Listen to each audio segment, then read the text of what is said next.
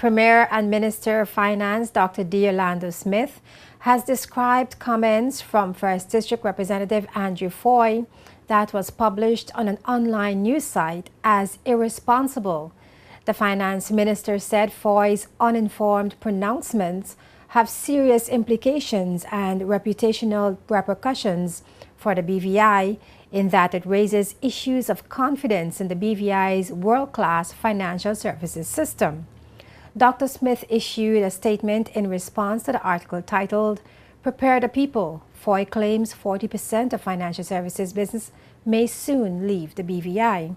Dr. Smith says Foy's claim is not only surprising but disturbing, adding that despite local and international challenges, the financial services sector remains buoyant. Quoting opposition leader Ralph O'Neill, Dr. Smith said, "We cannot afford to play politics with our financial services." He told the House of Assembly on September 25th that he hopes others will follow Mr. O'Neill's example. I'm leading the charge on behalf of my government as we continue to work tirelessly, not only to preserve this critical industry, but also to put measures in place to further its development. I'm especially grateful to the leader of the opposition, the Honorable Ralph T. O'Neill, for his responsible, non-partisan approach and unwavering support for financial services in the BVI. He has always been free to offer his advice and has always been careful to exercise restraint with an obvious strong appreciation for the effect that their actions and statements within the BVI could have on the perception and reputation of this critically important sector of our economy. I'd probably like to thank him for the valiant efforts he has made in supporting the industry and for isolating it from the brutal effects of politics. I urge others to follow his example. In his written statement, Dr. Smith warned that it is this kind of irresponsible pronouncements made by the honorable member and read by the rest of the world that will cause the most damage to the financial services industry, causing international standard setters, industry partners, and financial services clients to question the BVI's commitment to transparency and adherence to best practices in the industry. Speaking to the House of Assembly, Dr. Smith said although the number of companies grew on average at 2% per annum, a number of external shocks have impacted its growth. He said there is a noticeable decline of about 9% in the number of new incorporations over the past 2 years. He also said the VI is ranked as the leading offshore center in the September 2014 Global Financial Services Index, which is the biannual survey that provides rating and rankings on 83 global financial centers. BVI's recurrent business is stable, but a number of external shocks have impacted its growth. Today, the total number of companies on the register as of June 2014 is down 1% when compared to December 2013. In addition, there's a more noticeable decline of approximately 9% in the number of new incorporations over the past 2 years. However, BVI remains a significant leader in company business across the offshore financial centers, with 454,000 active companies on its register. This is 5 times more than its closest offshore competitor. In addition, revenues to government from BVI Financial Services have remained strong and are expected to be on par with previous years.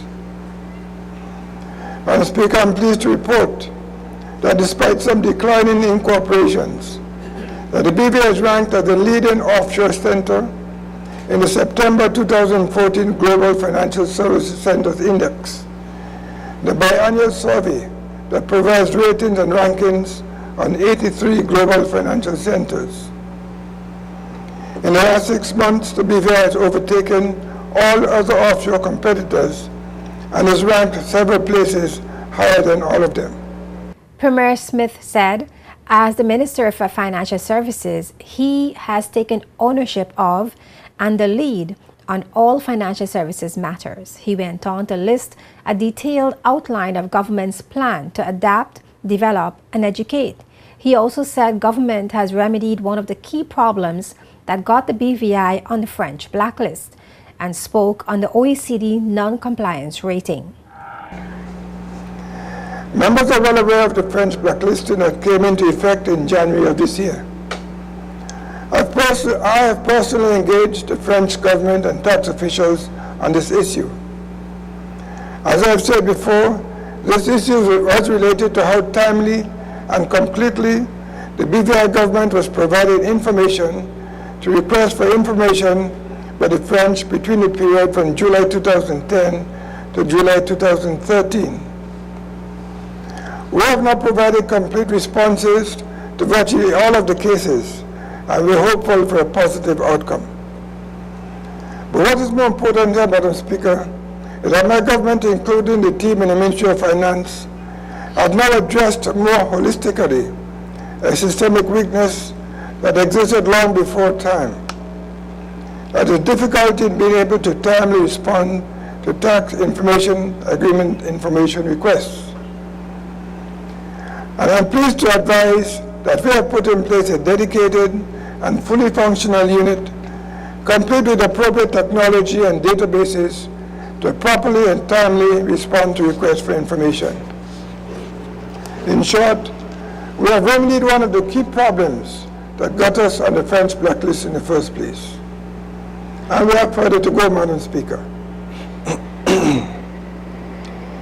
There's the issue of the OECD non-compliance rating, which is equally critical. Our OECD non-compliance rating, too, was in large part due to the absence of the effective response facility to which I just referred. I reiterate that it is now fixed. The Premier's statement on the BVI's financial services is available on the government's website, bvi.gov.vg.